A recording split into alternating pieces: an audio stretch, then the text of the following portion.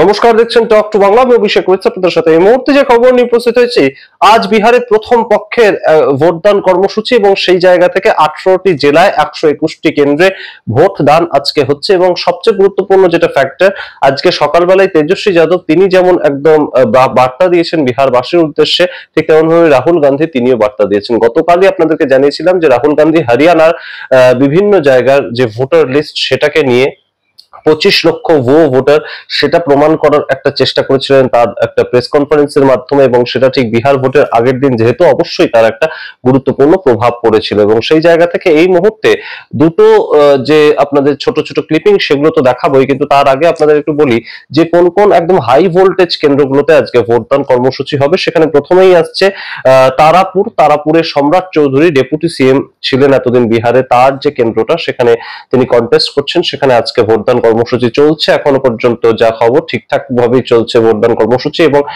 এখনো পর্যন্ত কোনো তাণ্ডব নৃত্য, যেটা একদম ভোটের একটা অবিচ্ছেদ্য অঙ্গ হয়ে গিয়েছে, সেটার খবর এখনো পর্যন্ত নেই। 63,000 সেখানে তারাপুরে যাদব ভোট রয়েছে, 20,000 মুসলিম ভোট রয়েছে, এবং 35,000 অরুণ সায়ের যে পকেট ভোট, অর্থাৎ তার নিজের যে আরজেডির পক্ষ থেকে যিনি দাঁড়িয়েছেন সম্রাট চৌধুরীর বিরুদ্ধে, তার নিজের পকেট ভোট রয়েছে, অর্থাৎ তার যে কমিউনিটি, তার যে শাহ কমিউনিটি, সেখানকার এরকম 35,000 ভোট রয়েছে। সুতরাং এইগুলোকে কিন্তু ফেস করতে হবে অবশ্যই সম্রাট চৌধুরী রাজ্যের ডেপুটি সিএম কে। এবং ডেপুটি সিএম কিভাবে চুপ করে গিয়েছেন মানুষের প্রশ্নের সামনে, সেগুলো তো আপনাদেরকে দেখিয়েছি। এবং তার সঙ্গে আরেকটা গুরুত্বপূর্ণ সিট আসছে লাকিসারাইতে বিজয় সিনহা তিনি দাঁড়িয়েছেন, এবং তার সিটটাও কিন্তু গুরুত্বপূর্ণ। তিনিও একজন ডেপুটি সিএম ছিলেন, দুজন ডেপুটি সিএম ছিলেন নীতিশ কুমারের সরকারে। এই লাকিসারাই সেখান থেকে বিজয় সিনহা, তাকেও বেশ খানিকটা টাফ ফাইট কিন্তু লড়তে হবে। এবং তার সঙ্গে গুরুত্বপূর্ণ আজকে সবচেয়ে যেটা, যে কেন্দ্রের দিকে আমাদের নজর থাকবে, রাঘবপুর থেকে তেজস্বী যাদব, যিনি ইন্ডিয়া জোটের মুখ্যমন্ত্রী পদপ্রার্থী হিসেবে লড়াইটা করছেন, তার যে কেন্দ্র, সেখানে আজকে সিটে তাকে জিততে হবে। এবং তার জেতাটা খুব একটা অসুবিধাজনক নয়, কারণ সেটা তার কেন্দ্র বলেই পরিচিত। এবং তার সঙ্গে সারা যে লালু প্রসাদ যাদবের পরিবার, তার বাবা গিয়েছেন, তার মা গিয়েছেন, এবং ছেলেকে জেতানোর জন্য তারা সম্পূর্ণভাবে প্রচেষ্টা করেছেন। রাহুল গান্ধী নিজে গিয়ে প্রচার করেছেন এই রাঘবপুরে, এবং সেখানে কিন্তু গুরুত্বপূর্ণ একটা ফাইট হবে। তবে এইখানে যিনি দাঁড়িয়েছেন বিজেপির তরফ থেকে, সতীশ কুমার বিজেপির তরফ থেকে দাঁড়িয়েছেন, তিনি কিন্তু তার একটা পাস্ট হিস্ট্রি আছে। তিনি একবার রাবড়ি দেবী, রাজ্যের যে প্রাক্তন মুখ্যমন্ত্রী বিহারের রাবড়ি দেবী, তেজস্বী যাদবের মা, তাকে হারিয়ে দিয়েছিলেন রাঘবপুর সিটে।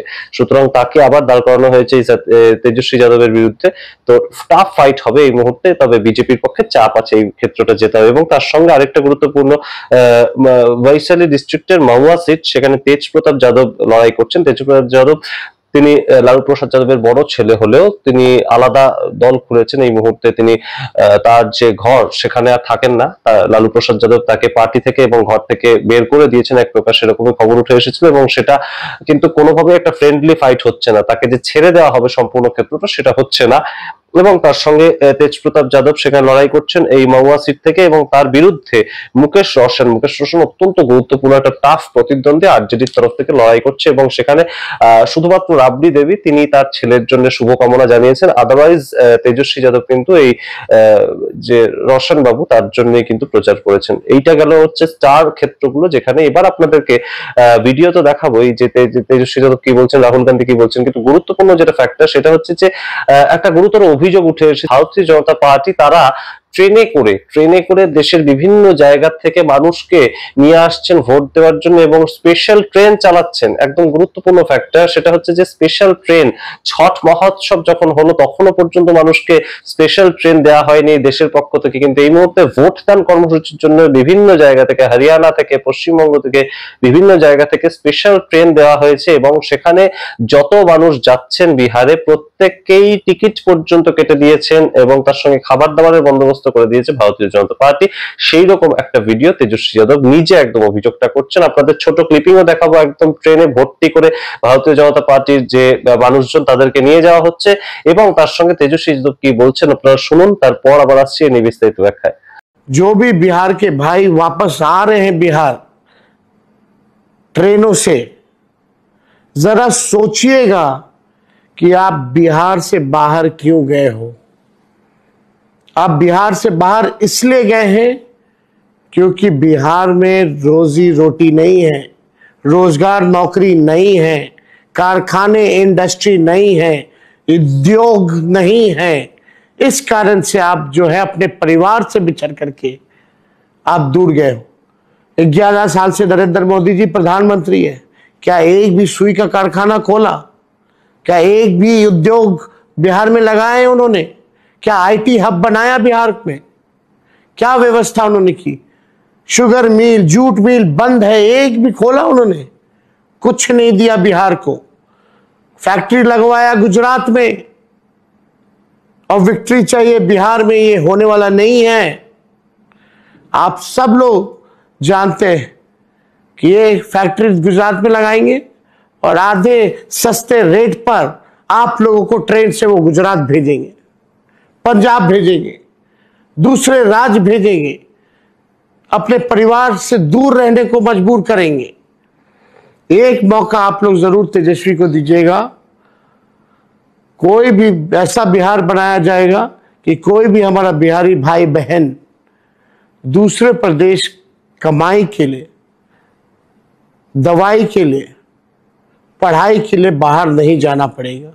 सारी सुख सुविधा बिहार में उपलब्ध महागठबंधन की सरकार कराएगी जब तेजस्वी की सरकार बनेगी। और जरा ध्यान दीजिएगा आप सब लोग, हो सकता है इस ट्रेन में फर्जी वोटरों को भी जो है भेजा जा रहा हो, तो अपने अपने बूथ में, अपने अपने गांव में अगर आप किसी को जानते नहीं हैं, वो वहां का नहीं है, तो जरूर आप लोग शिकायत कीजिएगा इलेक्शन कमीशन में, क्योंकि ऐसा कई बार जो है हुआ है, अलग अलग राज्यों में भाजपा के लोगों ने किया है। तो इसलिए आप सब लोगों से ये बात हम करना चाहते हैं। আপনারা শুনলেন তেজস্বী যাদবের বক্তব্য এবং এই মুহূর্তে তাৎপর্যপূর্ণ কিন্তু যে বিভিন্ন জায়গায় বিভিন্ন সময় যে ভোটদান কর্মসূচিগুলো হচ্ছে সেখানে কিভাবে ভুয়ো ভোটার ঢোকানো হচ্ছে, কিভাবে যোগ্য ভোটারের নাম বাদ দেওয়া হচ্ছে সেগুলো তো রাহুল গান্ধী তুলে ধরছেনই, তার সঙ্গে এসআইআর এর মাধ্যমে কত যোগ্য ভোটারের নাম বাদ গিয়েছে সেটা সম্বন্ধে বিরোধীরা বিভিন্ন সময় বিভিন্ন রকম প্রশ্ন তুলেছেন। এবং তার সঙ্গে এই মুহূর্তে ভারতীয় জনতা পার্টি যেটা করছে নতুন ভাবে বিভিন্ন দেশে বিভিন্ন প্রান্তে বিহারিরা একদম সরাসরি কাজের সন্ধানে যান, যারা কম পড়াশোনা জানেন কিংবা বেশি পড়াশোনা জানেন, তারা বিভিন্ন জায়গায় ছড়িয়ে ছিটিয়ে থাকেন রোজগারের সন্ধানে। কারণ বিহারে অর্থনৈতিকভাবে কর্মসংস্থান যেটা সেটা খুব একটা এখনো পর্যন্ত তৈরি হয়নি পরিকাঠামো, এবং সেটা যে কোনো সরকারের আমলেই হোক না কেন সেটা তৈরি হয়নি। সেই জন্য বিহার থেকে বাইরে মানুষকে কাজ করতে যেতে এবং সেখান থেকে মানুষকে নিয়ে আসা হচ্ছে ভারতীয় জনতা পার্টির একদম উত্তরীয় পরিয়ে নিয়ে আসা হচ্ছে। সেই ছবিটা আপনারা দেখতে পাচ্ছেন এবং ট্রেনের মধ্যে সম্পূর্ণ ব্যবস্থাটাই করে দিয়েছে ভারতীয় জনতা পার্টি। ট্রেনের টিকিট কেটে দেওয়া থেকে শুরু করে ট্রেনের মধ্যে যে খাবার দেওয়া কিংবা তাদেরকে বাড়ি পৌঁছে দেওয়া সমস্ত কাজটাই তারা করছে, এবং হয়তো অন্য কোনো একদম অর্থনৈতিক সংস্থান সেটাও করছে আমরা জানি না। কিন্তু এই মুহূর্তে ইলেকশন কমিশন অফ ইন্ডিয়া তারা এই বিষয়গুলো দেখেও কিন্তু কোনো কথা বলছে না, এই বিষয়টাই উঠে আসছে। এবং রাহুল গান্ধী এই বিষয়ে কি বলছেন এবং সাধারণ মানুষের উদ্দেশ্যে ভোটদান কর্মসূচিতে গিয়ে তাদের যে সরকার বদলের ডাকটা রাহুল গান্ধী দিচ্ছেন সেটা আপনারা শুনুন, আপনারা বিচার করুন। এই মুহূর্তে ভারতীয় জনতা পার্টি যে কাজগুলো করছে, ট্রেনে করে মানুষকে নিয়ে আসা কিংবা একদম সরাসরি বিভিন্ন জায়গায় যে ভোটার লিস্টে কারচুপির অভিযোগগুলো ওঠানো হচ্ছে ভারতীয় জনতা পার্টির বিরুদ্ধে, সেই পদ্ধতিতে জয়কে এইবারেও বিহারে সুনিশ্চিত করতে পারবে তারা, নাকি এবারে অন্য ধরনের কোন সমীকরণ কাজ করছে বিহারের মাটিতে? আপনারা কি মনে করেন অবশ্যই কমেন্ট বক্সে কমেন্ট করুন। দেখতে থাকুন টক টু বাংলা, অবশ্যই টক টু বাংলা ইউটিউব চ্যানেলকে সাবস্ক্রাইব করে দিন। ধন্যবাদ।